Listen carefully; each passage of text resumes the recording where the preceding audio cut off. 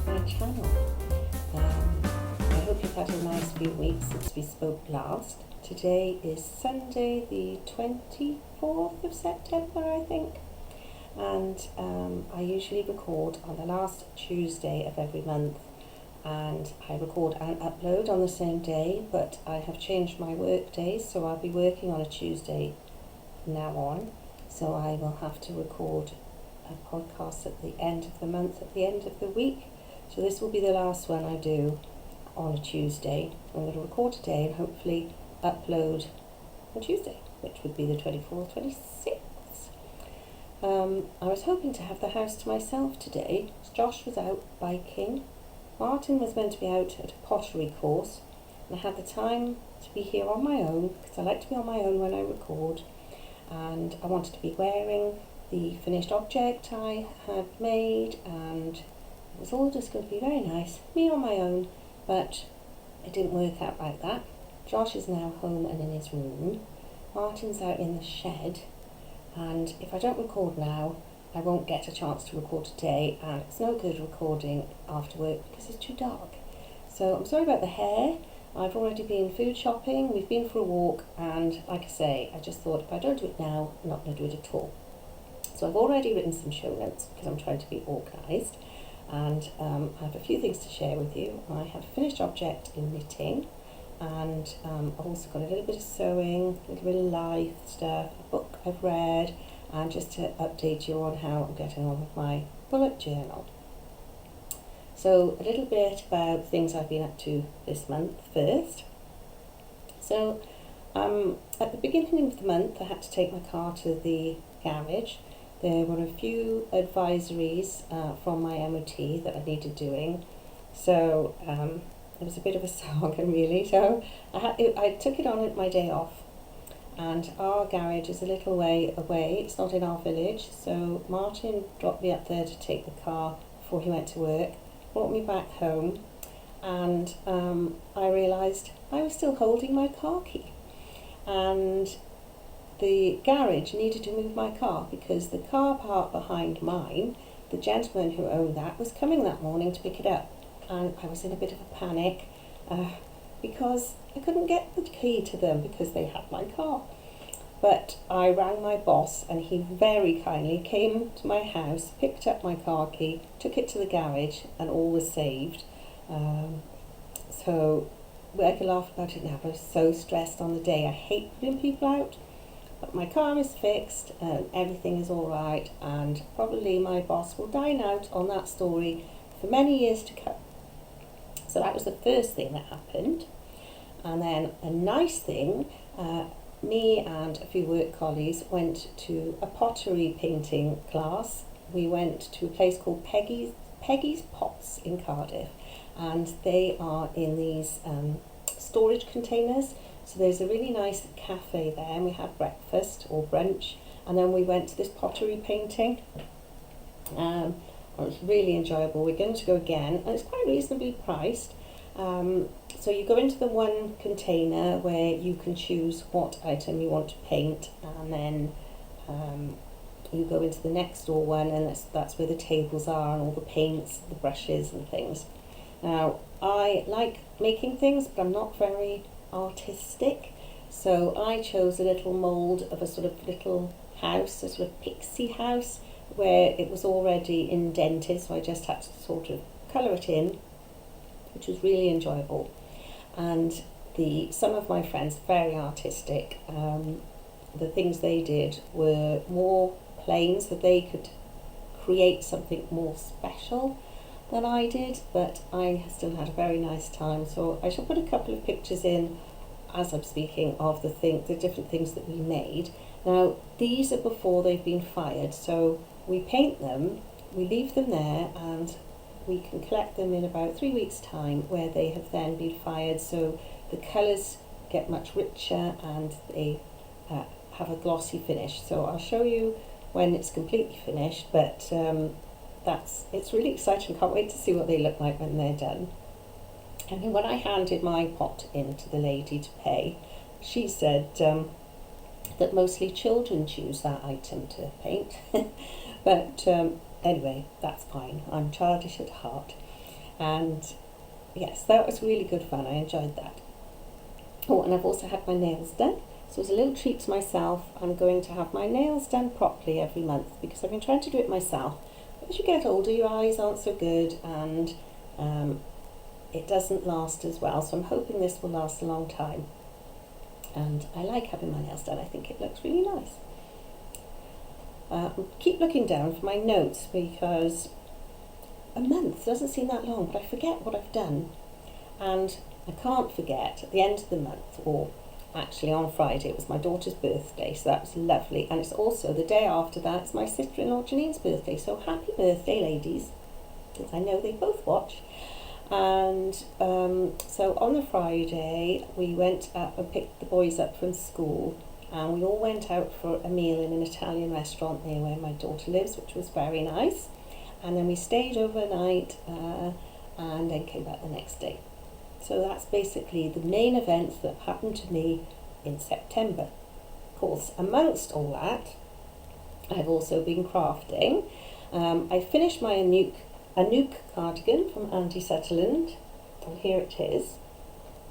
So it's a cropped cardigan, and I made it in Drops Nepal, in aran weight, and it's just in the red.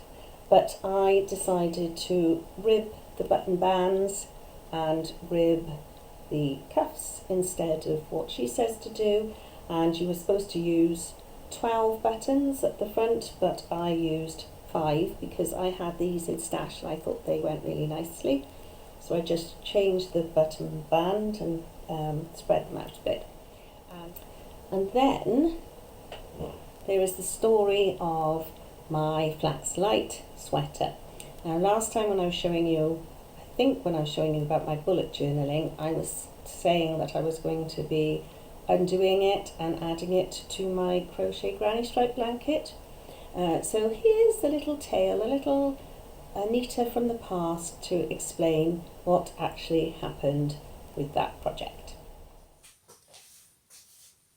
So this is the Flax Light by Tin Can Knits, and I knit it in 4-ply yarn using a magic knot ball, and I used all my old or leftover sock yarns in it, all the scraps, and I did colour match the sleeves, and the sleeves have this nice detail where they have a garter band running down, and I like the length of the sleeves. I don't like the neck, it's too high on me, and unfortunately the 4-ply that I used here, the sock yarn, is quite a rough rustic one, so it's not the best right up against your neck, and combined with it being too high, I don't wear it. So I'm going to undo it and use it in my scrappy crochet blanket because I am trying to declutter and reuse and repurpose things that I don't use at the moment. And this seems a waste because I pull it out every winter to wear and I never do really. I always think I'm going to put maybe a shirt with a collar underneath, but I don't tend to do that. So it is going. I'm thinking I might change my mind. So I've started unravelling, and one of the reasons I don't like this jumper, I don't think it's a very flattering length. So I'm thinking if I take it back to maybe here, this nice yarn here, this is from Owl About Yarn, and then maybe do the ribbing in the blue and carry on and doing that. I've done that so far. Then, although it's a top down, I'm going to see if I can undo the neck and then put a softer yarn at the top. I'll maybe do the same amount of rows, but stitch it under like that. So you have a firmer neck and not so high. I might try that, and if it doesn't work and I can't get the neck, undo the neck, I should be able to, then it doesn't matter because I was going to undo it anyway. But I'm thinking I might save it because I do like it being colourful and I do like the length of the sleeves. I like a nice long sleeve. So let's see what I end up doing. I've decided to put a lifeline in just to make it a bit safer. Don't want to lose all my stitches. And I've done one at the neck as well. I don't really know if you can see that because it's pink. But just at the bottom of the ribbing. So I'm going to try and undo that first, then go back to undoing the bottom. I have just spent ages trying to undo the top of the neckband, and that's the cast on edge, and I've given up with that now. So I am just cutting the neckband off really near to the lifeline that I've put in. Hopefully that'll work.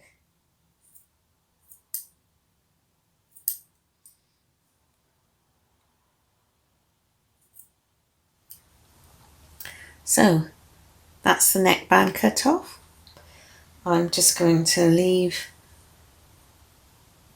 these stitches just over the lifeline and go back to undoing the bottom. Well, that's the lifeline from the bottom. Right, let's just carry on unravelling the bottom of this jumper. I've redone the neck. I'm really happy with that, but it is way too short for me. It's hard to see against my old black tracky bottoms, but that's too short. So I've dug out some navy 4-ply, and I'm going to just make the bottom band deeper, and then I think I'll be happy with it. And I am still working on the rib. So I have got this ball of navy 4-ply out of my stash, and I'm just going round and round and round, adding more on the bottom band. Obviously it's two different blues. It's going to be a very deep rib because it was too short. I know I just wouldn't wear it like that either, so I wasn't wearing it when it was too long, and I wouldn't be wearing it if it was too short. So I'm much happier with the neck, and the sleeves are exactly the same. So I'm just knitting down the body a little bit more to make it longer, and then I think I'll wear that. It will be a nice jumper. I like wearing it. Or when it's not itchy around the neck, and when it's a bit longer, I will like wearing it. So that's my knitting, what I've been doing. I've actually put quite a bit of work on in that, but it doesn't look like it. There are a lot of stitches and it's a very small needle, so it does seem to take a long time. And in the evening, the dark navy and the dark nights don't go together very well. I've been working on my bullet journal, so I think for the next few things it might be worth showing you in my bullet journal some of my knitting projects, the in the pipeline plans. So I started in September doing my bullet journal again, and I did show you my setups and how I was planning to use it in a previous video, so I'll link that one below if you're interested. And now I've got set up ready for my October pages. So this is my first October page.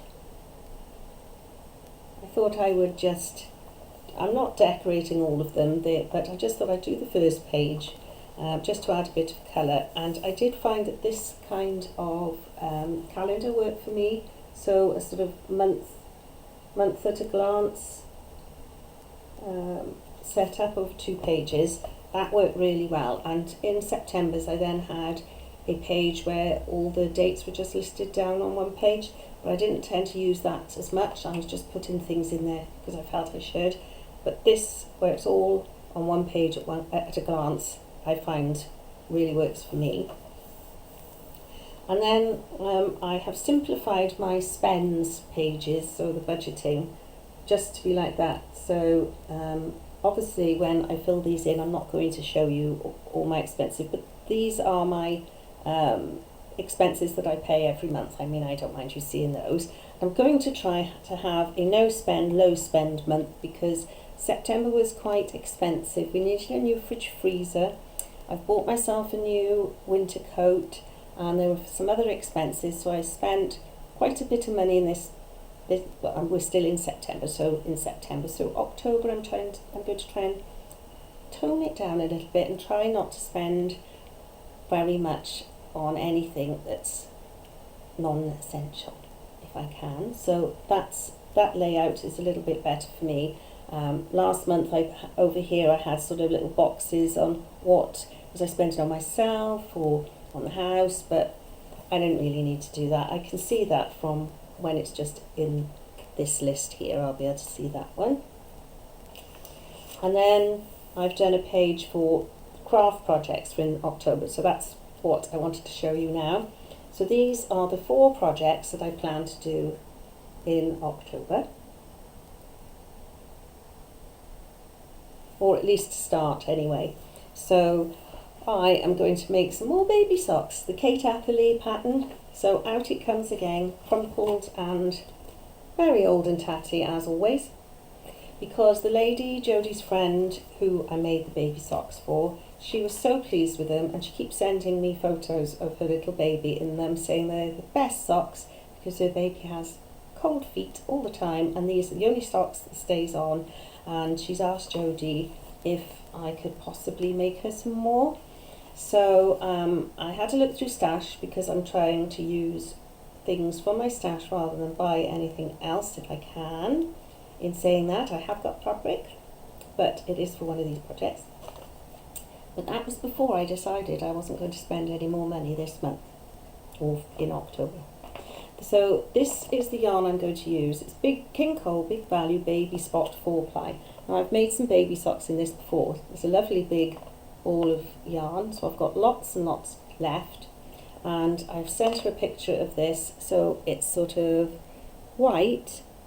Because I'm in the conservatory, you can't really see that very well, can you? It's white and it's got pale pink, blue, green and yellow little speckles in it, so all the baby colours in that, so she likes that. And I thought as a surprise I might make her a little pair of Christmassy baby socks, and that is in West Yorkshire Spinners signature 4-ply, and it is one of their Christmas colourways, but it only has numbers on it. I will try and find out which one it is and put them in the show notes. So I'm going to make 2 pairs of baby socks, maybe not both of them in October, but they are planned. So I'll put that over there. And then the next project is for my friend. Our friends have moved to Ireland. Oh, found a crochet hook in the book. I've never even used that one. I don't know where that's come from. So our friends are moving to Ireland.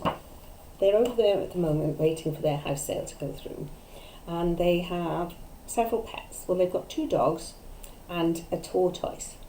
Now, I don't particularly like their tortoise because I just think he's a stranger as a pet. And it's a lot of fuss. You've got to have a heat lamp, and it's a lot of fuss. But I like cuddly pets. And when my friend kept asking me, well, why don't you like him? I don't like him. I like all animals. I just felt he's a bit of a pointless pet. And when I said that to her, that's just sort of stuck as a joke. And she'll say, oh, the pointless pet is missing you and things. So I thought it'd be rather funny for Christmas to knit her out of this Knitted Pets book by Susie Johns. This one here. I can't get it into focus. So there we are. Get the whole book in the frame. The tortoise. I just thought that was really cute, and it was rather funny, and I believe his head goes in and out of the shell. Yes, I don't want to show you the pattern particularly, There we go. He can go in and out of his shell, so I thought that would just be a silly, fun little present I can send over to them once they've moved in. And I have got this really nice yarn.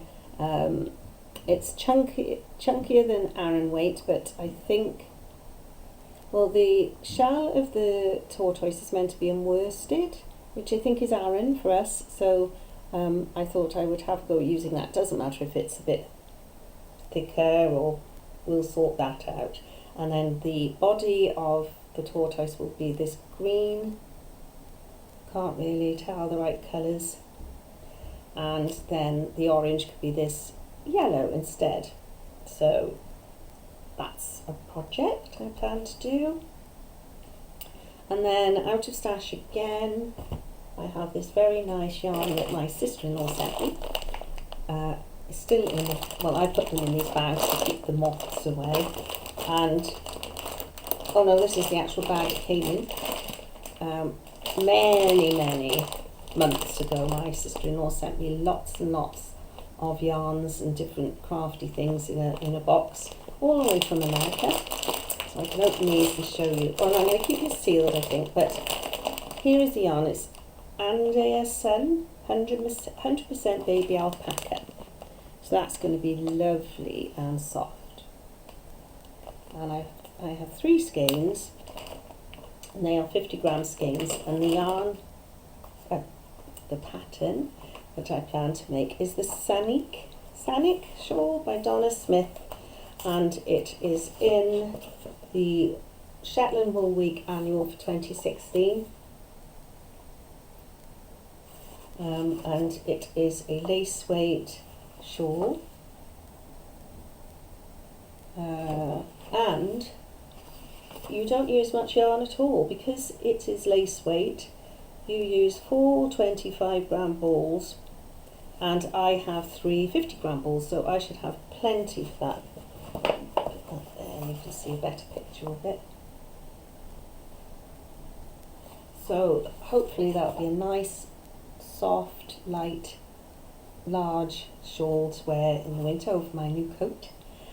So they're the craft projects for October that are knitting, and then also I want to do the Joni dress for my Christmas dress from Tilly and the Buttons stretch book.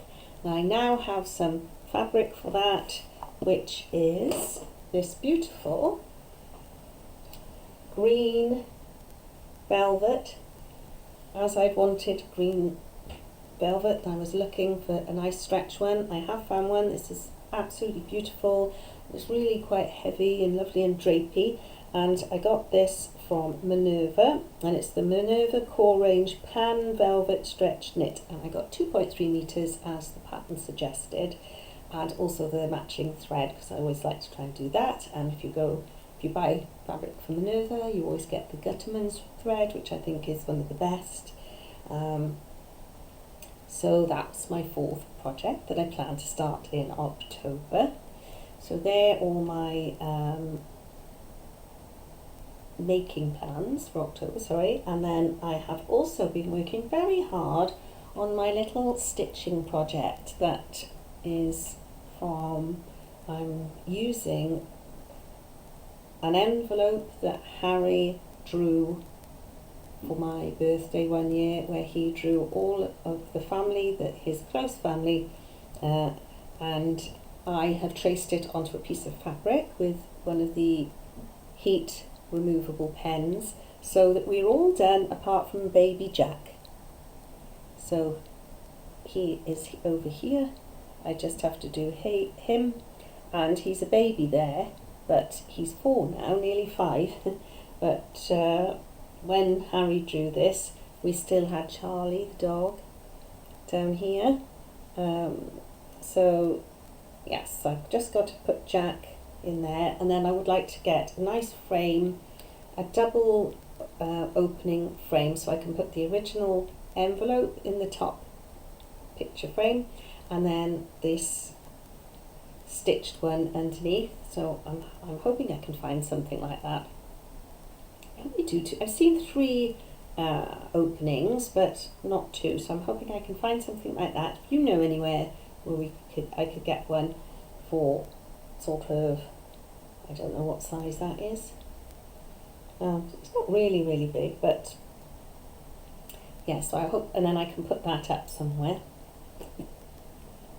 So that's nearly finished. Hopefully that will be finished in October.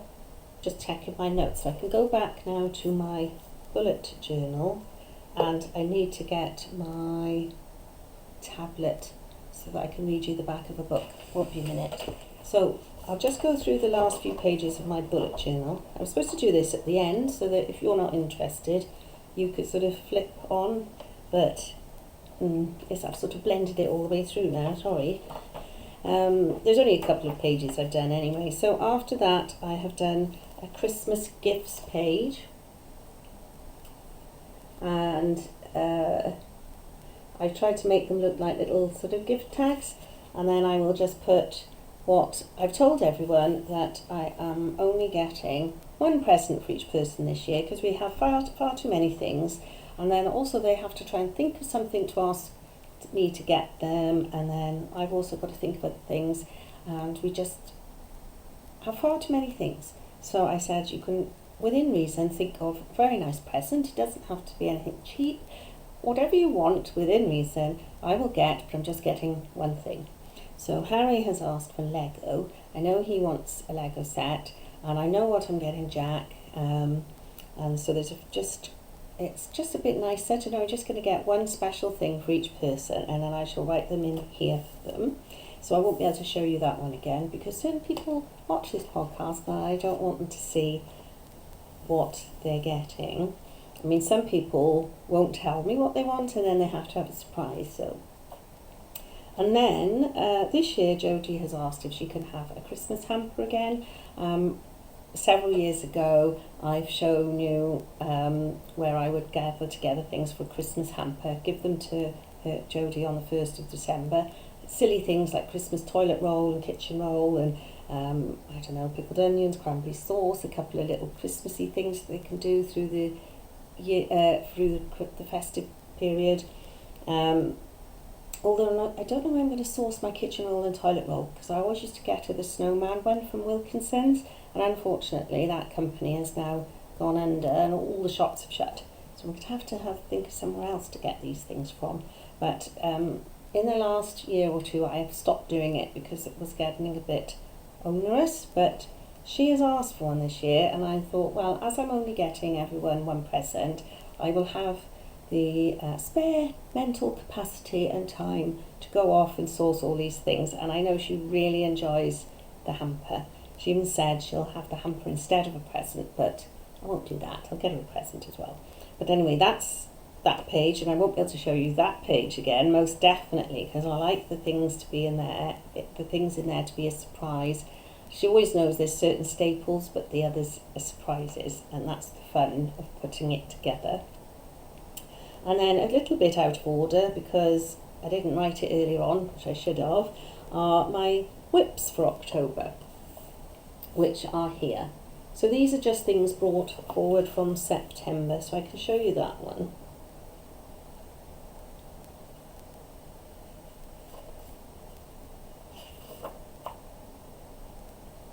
So in September I did the list like this. So these were all my whips, and then the things with the pipeline are the ones that I'm going to put for new projects in October, and this was sort of my little key to know what I was doing. So for example, the chunky basket weave baby blanket I have undone because the lady I was making them for made her baby socks instead because she had a little girl, and it was knitting up really big.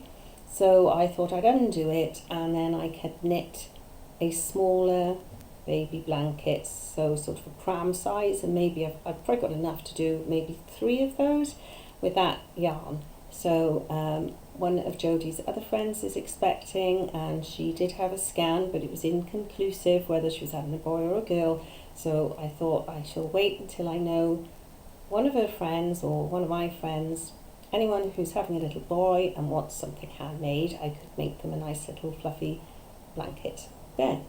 So But anyway, so some of them, so say for example the Anouk I have now finished, so I've ticked it, and this one, the blanket, I've undone because I put a cross, and then these ones to carry forward because I haven't done them yet. This one I haven't done anything because I'm hoping by the end of September I will have finished it, and the Flax Light I'm hoping to have finished that within the next week as well. So that's that, and then I think that's all I've got in my in my bullet journal. This I found worked really well, the weekly planners for the meals. So I've done exactly the same for this one, for this month, because I like that layout, and I know you sometimes get 5 weeks in a month, but I can then always just pick a few out from the various weeks, and then hopefully in years to come, when I'm struggling to think of things to make for one of the weeks in September or October, I can look back and see what I made the year before. And this was the September one.